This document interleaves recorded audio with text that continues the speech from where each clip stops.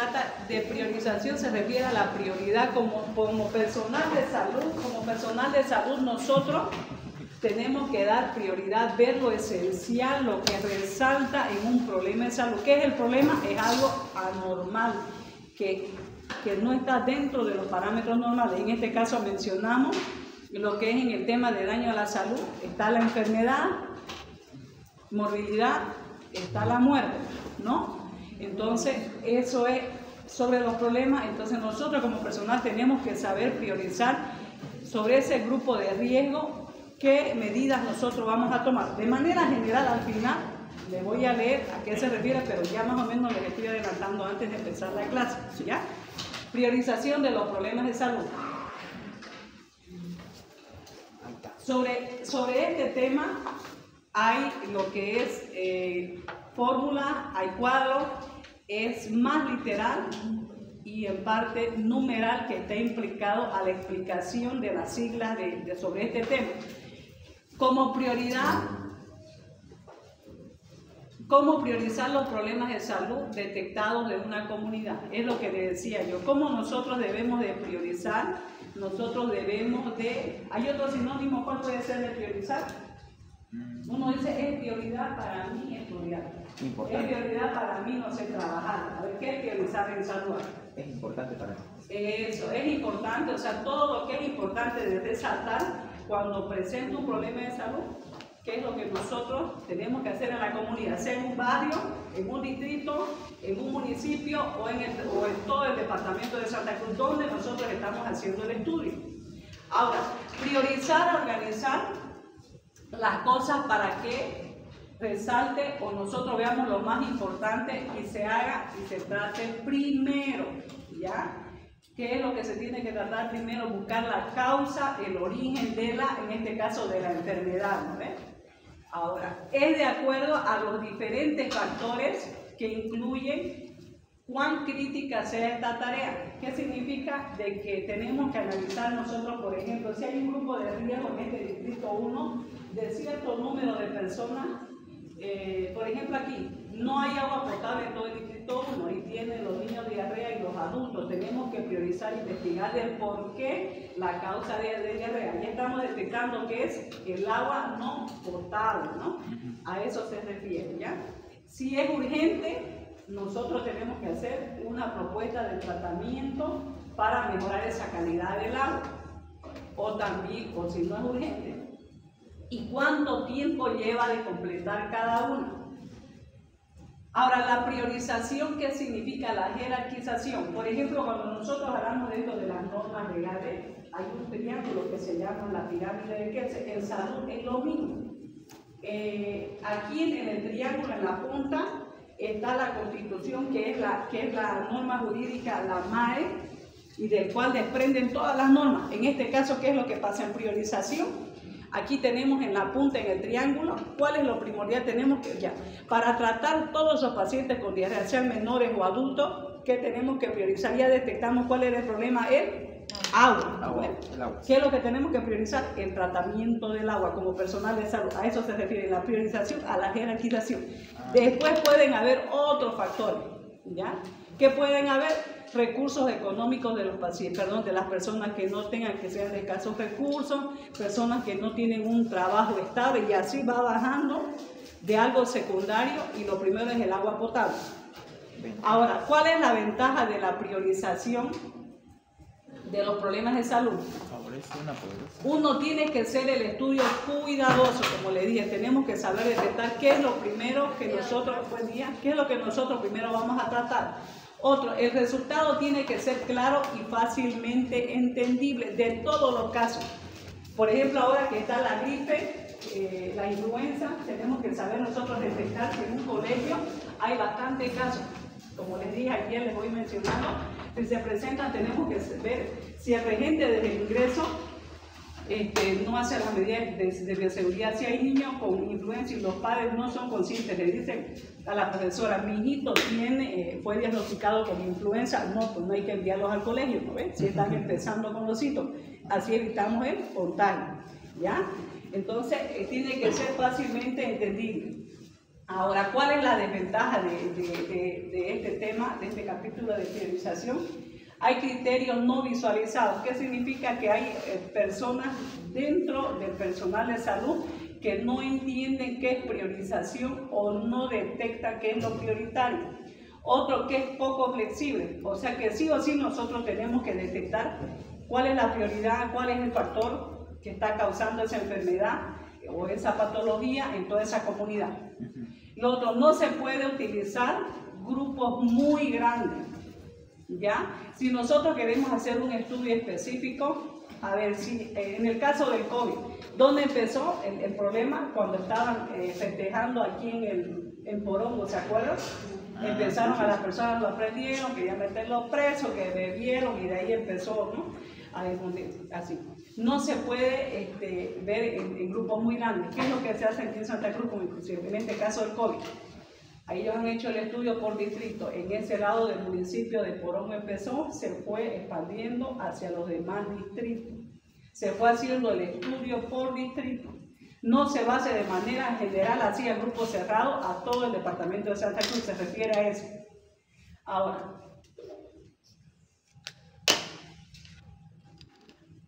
puede aplicar la priorización uno cuando entiende y comprende, ¿ya?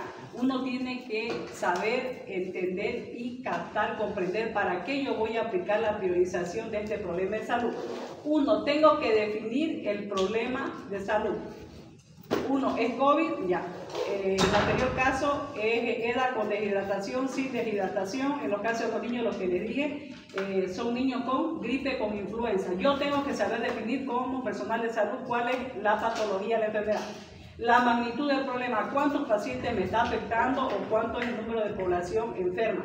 La gravedad del problema, si es urgencia, emergencia, si hay tiempo para esperar y si no. En urgencia hay espacio de tiempo, en emergencia hay que actuar de manera inmediata, ¿no? Ya. Ahora, la capacidad del servicio y de la sociedad a resolverlo. La capacidad que tiene el personal para resolver ese problema. La importancia del daño y su consecuencia.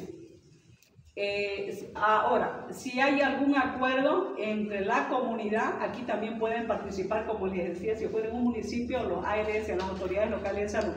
En este caso en la ciudad, le llaman las juntas vecinales, que también pueden participar en este acuerdo de hacer un compromiso, uno de ir, si es al director del colegio para hablar sobre los niños, o si es sobre cierto barrio de que tenga un número elevado de gripe o influenza para tomar algunas medidas, hacen algún acuerdo. Se tiene que cumplir las metas, planificar. Si es a corto plazo, en el momento, no puede ser a mediano ni a largo plazo, dependiendo de la patología de la enfermedad. Lo que les mencioné, este tema está relacionado con si no me equivoco, el segundo capítulo, el daño a la salud. Ya, como les dije, el daño a la salud es sinónimo de enfermedad, de discapacidad y de muerte. Ahora, aquí de aquí en adelante vamos a empezar a hablar del riesgo absoluto y riesgo relativo, ¿ya? Donde les expliqué que van a haber cuadros, letras, todas esas cosas. Ahora, el riesgo, de manera general, ¿qué es el riesgo? El riesgo es la probabilidad que ocurra un daño. El daño se refiere al evento epidemiológico, en este caso ya sea una enfermedad, el accidente o la muerte de cualquier persona por diferentes tipos de patología. Se determina este riesgo con dos tipos de criterios, clínico y de laboratorio, si fuera en este caso de cualquiera de estos ejemplos aquí. Entre laboratorio clínico y clínico y de laboratorio, aquí nosotros vamos a cuantificar su frecuencia de la comunidad. Por ejemplo, si en Valle Grande, generalmente en Valle Grande, la gente es diagnosticada con Chagas, porque hay mucha vinchuca, ¿no ves? ¿Ya? Ahora, ¿qué es lo que se hace acá? Acá se cuantifica la frecuencia de la comunidad. ¿Qué es lo que hacemos en estos pacientes? En la clínica ya lo diagnostican porque tiene problemas del corazón, de los intestinos, tiene cardiomegalia, colon, etc. Los pacientes con Chagas. Y para confirmar, hacemos el laboratorio del parásito del tripanosoma cruzi, ¿no ven? ¿Ya? Entonces, en este caso, aquí aplicamos en ese tipo de patología. Pueden haber otros ejemplos. Se expresa en tasa. En este caso hay dos ejemplos que yo le puse, la tasa de mortalidad infantil y la tasa de mortalidad materna. La tasa de mortalidad infantil, ¿a qué se refiere de manera general? No les voy a poner ejemplos, casos complicados, porque ya con lo que viene el riesgo relativo y riesgo absoluto suficiente para mí con este tema. Ya solo aquí vamos a definir la tasa de mortalidad infantil, porque en lo posterior, en los otros temas, se aplican en cuadros que están más entendibles. ¿Ya? Ahora, la tasa de mortalidad infantil mide la probabilidad de un recién nacido de morir antes de cumplir su primer año. Es el porcentaje de muertes por cada 1000 nacidos vivos. Aquí, si se presenta antes de los 28 días, ¿cómo se llamaría la tasa de mortalidad neonatal? Si es antes de los 28 días, es tasa de mortalidad neonatal. Posterior a eso, es tasa de mortalidad infantil. Ahora, otro tipo de ejemplo, tasa de mortalidad materna. Mide el riesgo de morir en una mujer, ya sea embarazada, parto normal o por cesárea, y el puerperio, cualquier tipo de puerperio, inmediato, mediato, tardío, etcétera, ¿ya? Aquí se aplica la tasa de mortalidad materna. Al valorar el riesgo, detectamos grupos etarios de más riesgo. Como les dije, si nosotros en este distrito 1 diagnosticamos un gran porcentaje de pacientes con influenza, con gripe, y ahí vamos a detectar qué grupo de riesgo tiene más riesgo de enfermarse, sean niños menores de 5 años, sean los jóvenes o personas de la tercera edad. Y tenemos nosotros que dar prioridad en los servicios de salud. Uno, por el tema que les expliqué, los medicamentos en estos días, la atención, la recurrencia, etc. Ahora, los grupos de alto riesgo. Ahora, ¿qué es el grupo de alto riesgo? El grupo de alto riesgo es la población que está y ha estado expuesta, o sea, que está presente actualmente y que anteriormente ha presentado la misma patología, la misma enfermedad. Entre comillas, serían factores de riesgo que tiene la mayor probabilidad de contraer una enfermedad que le provoque invalidez o muerte. ¿Qué significa? Si una persona actualmente se enfermó de una patología y se vuelve a enfermar, tiene mayor riesgo de ¿qué? De presentar complicaciones o de morirse, ¿no? Ahora, el factor de riesgo es una combinación de la probabilidad que se produce en un evento y da consecuencias negativas. Ahora, el factor de riesgo, en ciertas circunstancias, condiciones, características, está asociada a la probabilidad que ocurra un daño de salud. Esto lo hemos repetido antes, el daño de salud. Puede ser determinístico y predictivo. Esto, ¿qué significa determinístico? Es el desarrollo del daño, la enfermedad, discapacidad, muerte, o sea que es determinante, es tácito, es como les digo, que no se puede cambiar, que eso sí o sí se va a presentar, eso de manera espontánea o de manera involuntaria, no digo voluntaria porque no es provocar, de manera involuntaria, es determinante, sí o sí se va a presentar. Ahora, lo predictivo solo anuncia el daño. Factor de riesgo, por ejemplo, cuando yo estoy empezando con un resfrío, con una gripe, solo estornudo, me siento así de caída, es predictivo. Puede ser que me esté dando un resfrío, o también puede ser que tenga yo duda de que sea COVID, cuál es la diferencia, que no me está dando fiebre, etcétera. Predictivo de que sí, yo me está causando algún daño, algún tipo de enfermedad, pero en lo determinístico, ya los síntomas son clásicos. Cuando es COVID, empieza con fiebre alta, empieza con las características de los síntomas específicos de la enfermedad. ¿Ya? A eso se refieren determinístico y predictivo. El uno es clásico con su sintomatología, el determinístico, el predictivo, hay duda, que no es específico. Ahora, según su naturaleza se clasifica en interna y en externa. El factor de riesgo. Ahora, en esto de la naturaleza no lo vamos a desglosar de interna y externa, vamos a hablar lo que ya yo lo mencioné, lo que me interesa que ustedes aprendan sobre este tema de priorización, esto de la salud. El riesgo se expresa o se mide, como dijimos en un inicio, en tasa. Aquí en este ejemplo de este cuadro, si ustedes se lo memorizan, este cuadro de los libros, de cualquier libro que ustedes vean sobre este tema, o del doctor que está del doctor, ¿cómo se llama el docente? El doctor Prieto. No va a ser necesario que ustedes qué significa la haya, entonces ya si esto se lo tienen en mente, este cuadro didáctico, le van a entender fácil, ¿ya? Aquí miren, por ejemplo aquí, en una población X se puede presentar un caso Y sobre este cuadro de situación. Esta es una tabla de representación de una población, de cualquier población, distrito, barrio, puede ser de una comunidad, etcétera, ¿ya? ¿Qué significa A? ¿Qué significa B? Lo que les voy a empezar a explicar. C y D. El A, si una población, aquí por ejemplo, los componentes, ¿cuáles son? El sí y el no. Arriba y al lado izquierdo. Ahora vamos a empezar a descifrar el A. Si una población expuesta presenta factores de riesgo, va a presentar daño ¿en qué? En cuestión. Daño en cuestión. Ya. Ahora, el B. Si esta población con factor de riesgo, aquí con no presenta daño en cuestión. Ahora, ¿qué significa el C? De esto se arman las fórmulas, perdón. ¿Ya? De este cuadrito se desprende cierta fórmula. El C.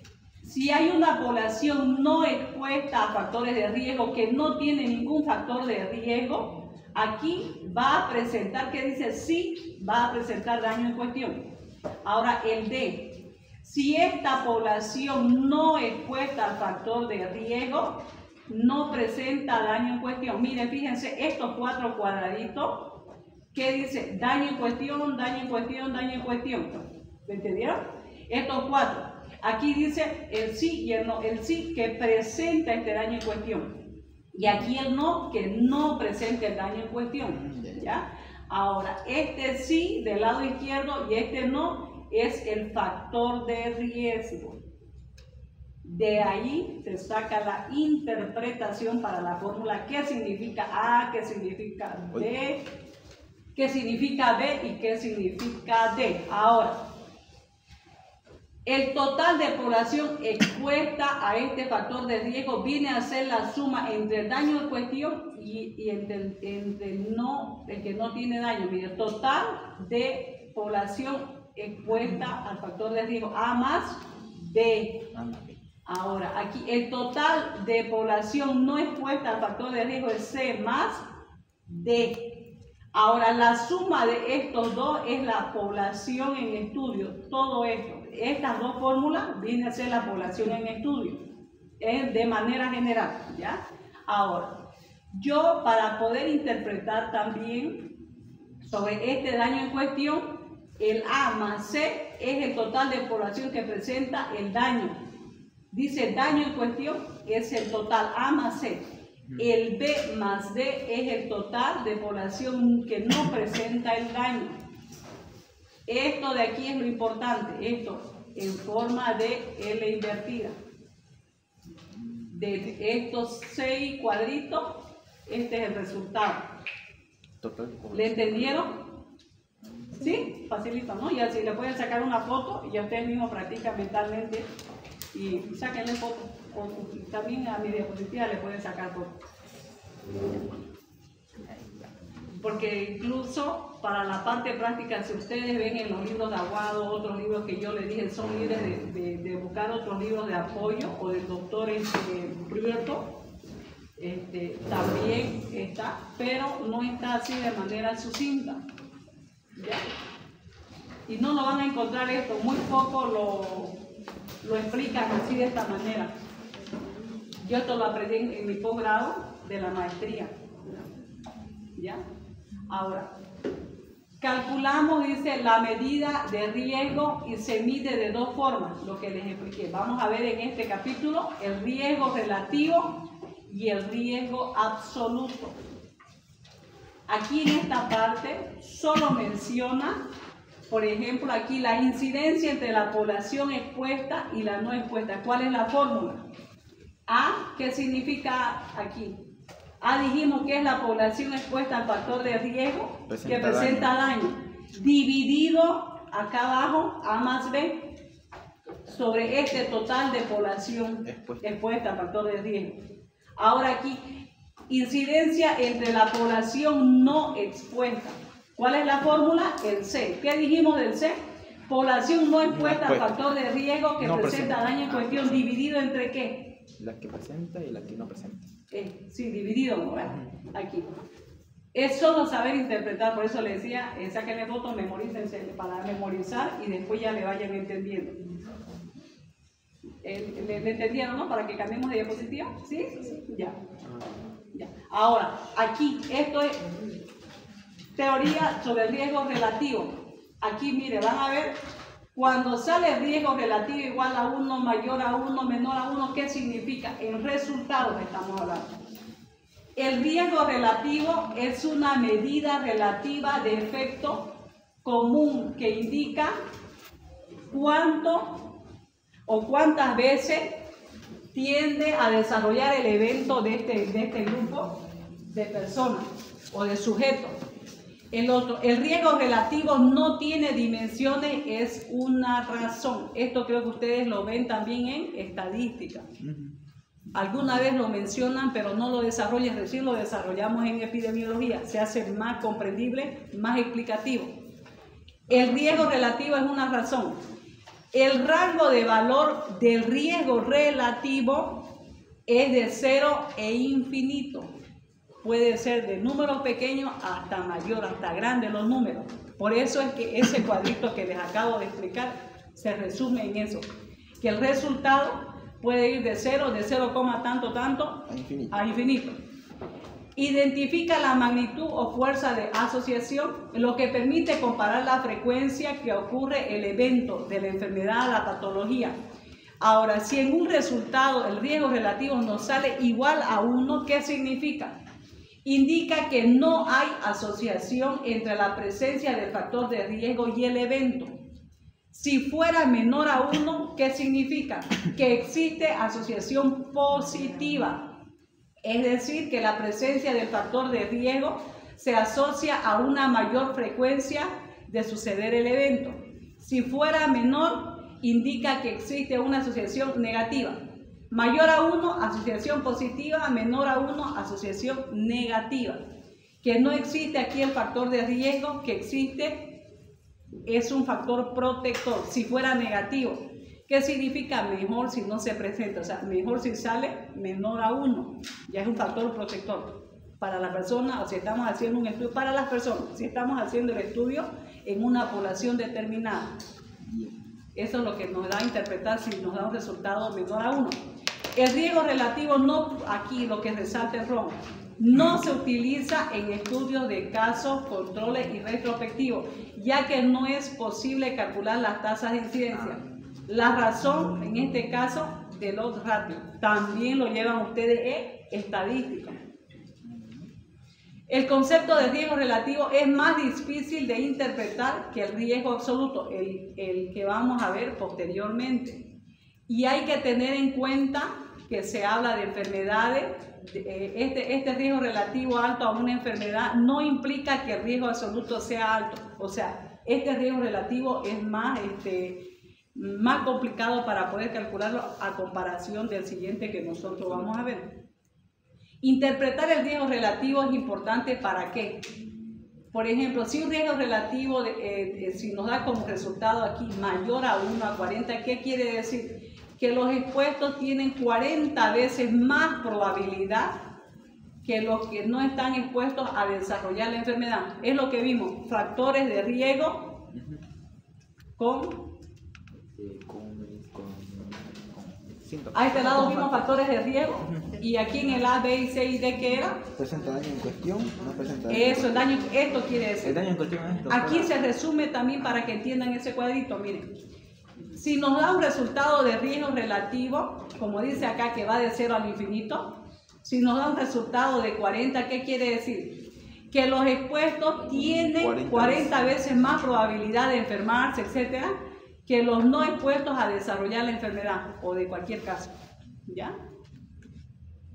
Ahora, el riesgo, ya de lo anterior ¿le entendieron? ¿Captaron? ¿Sí? Sí. Ya. Ahora, el riesgo relativo, pues seguimos, continuamos con el mismo riesgo. Un ejemplo aquí. El anterior fue en letras mayúsculas sobre ciertos casos y esto es en letras minúsculas sobre otros casos del mismo riesgo relativo. Ejemplo, el mejor estudio para calcular el riesgo relativo en ciencia en el área de la salud de nosotros son los estudios prospectivos. En este caso, estudios de cohorte, ensayos clínicos cuando nosotros, por ejemplo, estamos haciendo estudios de una enfermedad nueva. Queremos ver un tipo de medicamento X que queremos aplicar a 10 pacientes que estamos estudiando. Agarramos nosotros, han escuchado de los ratoncitos antes de farmacología, le aplican cómo reaccionan cada ratoncito sobre ese medicamento. Ahí vemos nosotros cuán efectivo será ese medicamento o no para esos pacientes con ese diagnóstico. Ahí, en este caso del ensayo clínico, donde la población, aquí por ejemplo también se extraen las muestras para la enfermedad, en este caso también lo mismo, en estos pacientes podemos extraer ya sea la sangre, podemos pedirle muestra de orina o el líquido cefalorraquídeo con procedimientos especiales cuando tienen algún tipo de cáncer, de tumores, etc. ¿Ya? Ahora, este factor de riesgo tiene, o sea, este factor de riesgo aquí menciona y otras sin a tal exposición. También puede haber casos de pacientes, por ejemplo, que tienen algún tipo de patología y de a la larga con el tiempo no se dan cuenta que tenían esa enfermedad. Ocurre generalmente con los tipos de cáncer, ¿no? Que también aquí esto sin exposición, o sea, no necesariamente que ella, por ejemplo, tenga el cáncer de piel, ¿no? o cáncer de, no sé, de mama, que yo esté en contacto, ella me va a contagiar, pues no necesariamente tiene que estar en exposición al lado mío para que me contagie, a eso se refiere. ¿Ya? De cada muestra se calcula la incidencia acumulada de expuesta y se calcula su cociente. En este ejemplo, en este cuadrito, el riesgo relativo, otro ejemplo. Incidencia acumulada en expuesto sobre dividido en incidencia acumulada en no expuesto. Aquí, si se dan cuenta, es diferente a esto de aquí. El A dividido sobre estos dos componentes, el C dividido sobre estos dos. Ahora aquí, tenemos en este cuadrito pacientes enfermos, pacientes sanos, expuestos, no expuestos. Aquí, estos pacientes, ¿cómo lo pueden interpretar ustedes aquí en este cuadrito? Ya con lo anterior que lo hemos visto. El A sería pues los que presentan la sintomatología de la enfermedad. Pacientes expuestos que presentan la enfermedad, síntomas. Pacientes expuestos que no presentan síntomas. Es el ejemplo que yo di ahorita, ¿no? Aquí el otro. Los no expuestos, el C. Que tienen enfermedad pero no están expuestos. Ya. Y el D. Que están sanos y no están expuestos. Facilito, ¿no? Y ahora acá el total. Este total, ¿qué significa? A más B y C más D. A, B, de los expuestos y sanos. De los expuestos, enfermos y los sanos que están expuestos. Eso. Ahora el C y el D es los no expuestos, enfermos y sanos. Y los sanos y no expuestos. Ahora el total es la sumatoria de estos dos y los sanos lo mismo. Aquí es la población en estudio, el N. Puede ser de toda, o sea, el número total de población que estamos estudiando sobre este cuadrito. Pueden ser 100, 200, ¿no? Eso, de cualquier número, de pacientes enfermos, no enfermos, y pacientes que estén expuestos y no expuestos. Todos en general ahí, va a incluir aquí lo que es N, es una constante. El riesgo relativo no se calcula en estudios de prevalencia, sino en estudios de incidencia. Lo que también se denomina, aquí mencionamos la palabra estudios prospectivos. Estudios prospectivos o de cohorte también se denomina. Aquí un ejemplo. el cáncer de pulmón sobre esto de aquí, la interpretación de esto. El cáncer de pulmón es más frecuente en pacientes fumadores que en los no fumadores. Lo mismo también en el cáncer de piel y otros tipos de enfermedades. Ahora, aquí el riesgo relativo es la interpretación de lo que ya vimos anteriormente, lo que les expliqué en los otros dos, en esto de acá. Pero le también sobre esto aquí. ¿Ya? Te doy como otro ejemplo, ya sobre enfermo sano, expuesto o no expuesto. Riesgo atribuible. El riesgo atribuible es en una población expuesta a un factor de riesgo, es la diferencia entre ¿qué? Entre la incidencia de enfermedad en expuesto, esta es su interpretación, su sigla, la I, la incidencia de I sobre expuesto, y no expuesto es la I y la N, o también así como está aquí. O sea, cómo nosotros lo podemos de manera sucinta interpretar al factor de riesgo. La diferencia entre ambos valores proporcionan el valor de riesgo de enfermedad en la cohorte expuesta, que se debe exclusivamente a la exposición del factor de riesgo. Este riesgo atribuible es una medida del impacto del riesgo en la población general. En lo otro, ¿de qué hablábamos? ¿Qué tipo de poblaciones? Aquí hablamos en este riesgo atribuible, aquí dice, mire, está resaltadito, medidas del impacto del factor de riesgo en la población general. ¿Y en lo otro? Y el otro eran los que estaban ya expuestos. Expuestos ya en grupos específicos, expuestos, no expuestos, sano y no sano, ¿no? Y esto en población general. General, sí, esa es la diferencia entre el riesgo relativo y el atribuible, ¿ya? Ahora, representa el exceso de incidencia de la enfermedad que se evitará en la población general si se interrumpiera la exposición, aquí el factor de riesgo. Lo que tienen que sí o sí memorizar, saber diferenciar, aquí hablamos de población general y en lo otro lo que se ha mencionado.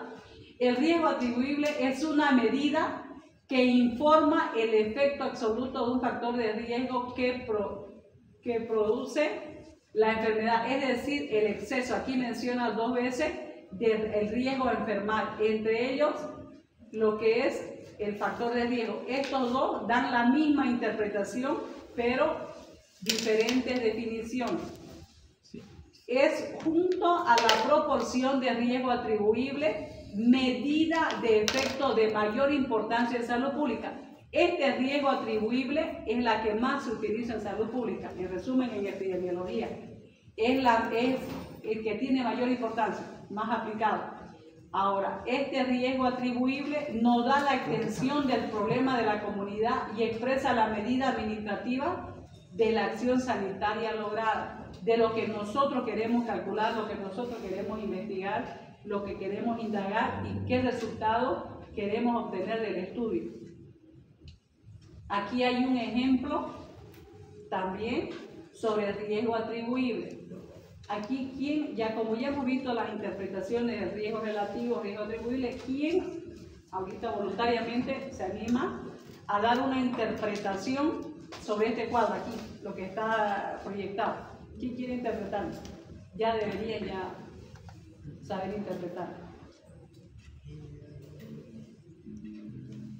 Ya sabemos que aquí se da una población general y en el otro... En el otro era... Pero no podemos expuesto o no expuesto, ¿no? Específico. Sí, ¿verdad? específico. Ahora aquí, ¿cómo lo podemos nosotros en números interpretar? 27 están expuestos y aquí enfermos. Primero, ¿no? Primero vamos a ver en el cuadrito, tenemos pacientes o personas enfermas, sanas. Ahora el otro componente, expuestos al factor de riesgo X, no expuestos al factor de riesgo X y total. Y de ahí empezamos a interpretar. Aquí es ¿cuánto es el total de la población? 2.390. Eso, ahora ya. ¿Quieres interpretarlo? Ya, yo lo hago. Ya. Ya, ¿me paro? No, claro, no, explícalo. A ver, entonces, incluye la exposición factor de riesgo X en la población. Digamos que en esta parte vamos a interpretar, digamos, por ejemplo, una tuberculosis. ¿Ya? Aquí vemos primero en el cuadro pacientes enfermos que están con tuberculosis y pacientes sanos. Pero esto tal vez, estos pacientes, a ver, vamos a ver esto. expuestos al factor de riesgo X, o sea, expuestos al factor de una tuberculosis. 27 están expuestos, digo, enfermos con tuberculosis, pero por ahí estos 455 están viviendo con ellos, con los 27, y por ende tienen un factor de riesgo.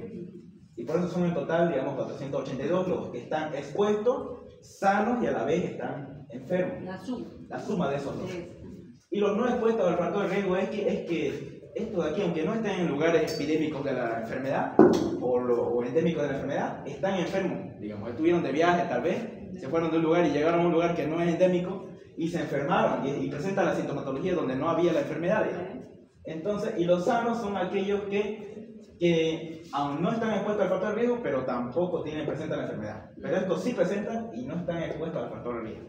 Y esa la suma de esos dos da 1908. Entonces la total de todos estos sumaría pues la suma de estos, de los enfermos, tanto de los expuestos como los no expuestos, y enfermos y los sanos, daría un total de 2390. ¿Y eso ahí lo daban? De 482 personas expuestas al factor de riesgo, 27 desarrollan la enfermedad. 27 desarrollan la enfermedad. Aquí, mire, aquí. Por ejemplo, aquí de los 482 que están. ¿Cuántos desarrollan la enfermedad? 27. Ya, aquí en la fórmula, de 27 que desarrollan la enfermedad, entre el total, ¿cuánto sería el resultado? 0,056. Ya, ese es el resultado. Ahora, y el otro, a ver, ¿cómo lo interpretamos aquí? De 1908 personas que estaban aquí, de los que estaban expuestos, sanos y enfermos a la vez. Ya. 77 desarrollan la enfermedad, solamente 77 desarrollaron, digamos, los que estaban de viaje. Ajá, y sobre el total de los enfermos y sanos. Ya, ahora aquí tenemos dos resultados. Aquí, ¿esto qué sería? Los expuestos y los no. Eso. Ahora, el riesgo atribuible, ¿cómo lo calculamos?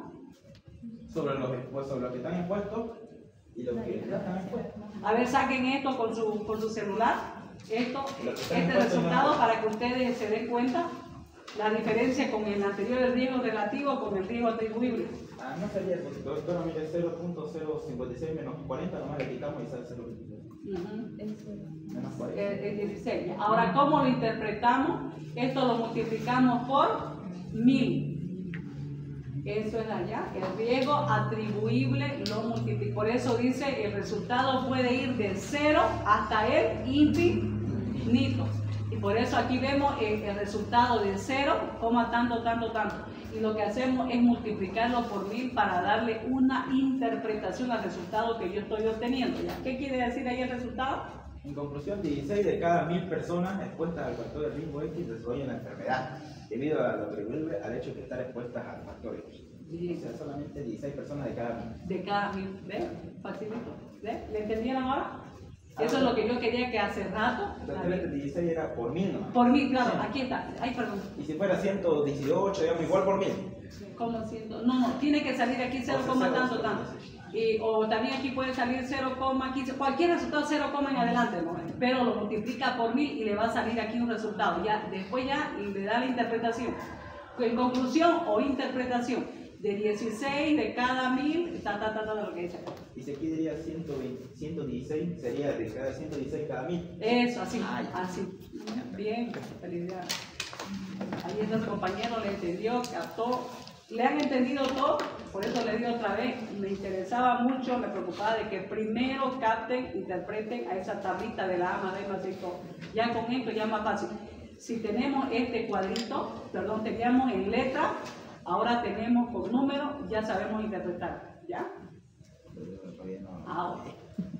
El enfoque de riesgo en los distritos de salud, en cualquiera, no solo distrito, puede ser, como le dije, barrio, comunidad, departamento, V, manzano, lo que ustedes quieran investigar, indagar. ¿Para qué se utiliza? Uno, nosotros seleccionamos, ¿ya? Ahora, esto tenemos que guiarnos, orientarnos para ver qué acción nosotros vamos a tomar, qué medida, y si hay otros sectores, otros lugares donde nosotros también tenemos que intervenir. Por ahí es un distrito que tiene 10 barrios. Son 3 barrios que están afectados por esa enfermedad, esa patología, y hay un número significativo de pacientes. Tenemos que ver si vamos a indagar en otros barrios que están alrededor, ¿no? Por ejemplo, en este caso, en pacientes con dengue, ¿no? Sabemos que el paciente con dengue que está en una casa con síntomas de dengue hemorrágico, nosotros al perímetro, a la redonda, ciertas cuadras, tenemos que averiguar e indagar como personal de salud. No es nomás que en la casa aquí de él agarre el diagnostique el personal de salud, paciente con dengue con signo de alarma, dengue hemorrágico. Ya tiene, a ver, la infección, a ver cómo reacciona, si muere o no muere, bien listo, ¿no? Entonces, el vector puede, al signo de adelante, de atrás, de la derecha, de la izquierda, también puede él transmitir el dengue. Y se tiene que hacer un estudio a 2 cuadras al perímetro, a la redonda. Si yo detecto varios pacientes, él está con síntomas con signo de alarma, puede a otro paciente aparecer en la siguiente casa, en otra esquina, y eso se va ampliando.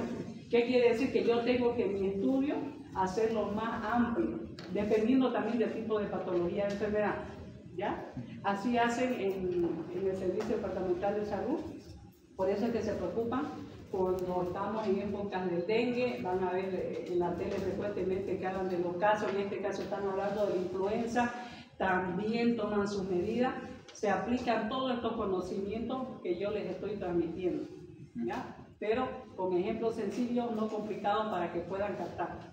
Ahora, un ejemplo, el consumo, lo que les mencionaba al inicio, el consumo de agua contaminada es un factor de riesgo de diarrea. A su vez, esta diarrea es un factor de riesgo de desequilibrio hidroelectrolítico que le va a causar al niño o al adulto ¿qué? Deshidratación. Y este es un factor de riesgo de muerte, o sea, va en cadena, ¿no? ¿Cuál es la causa? Dijimos al inicio de este capítulo. Agua contaminada. El consumo de agua que no tenga agua potable, ¿no? Y esto va a ir desencadenando lo que viene, ¿no? Pues desequilibrio, deshidratación, hasta ya la persona puede morir. Generalmente esto da en el campo, ¿no? Donde no llegan los servicios básicos, ¿ya? Ese es el tema. ¿Alguna pregunta que quieran hacer? ¿Nada? En la siguiente clase ya vamos a ver cuadros más complicados, ya con diferentes tipos de patología, diferentes interpretaciones. ¿Ya? Nos vemos el próximo martes y el siguiente sábado es ya la clase de la mamografía. ¿Ya? ¿La lista? ¿Qué bonita? Ya acabamos la clase. ¿Lo tenés pasado o el Próximo. Ya, para los que llegaron de último, hoy en la mañana, la lista, por favor. La lista.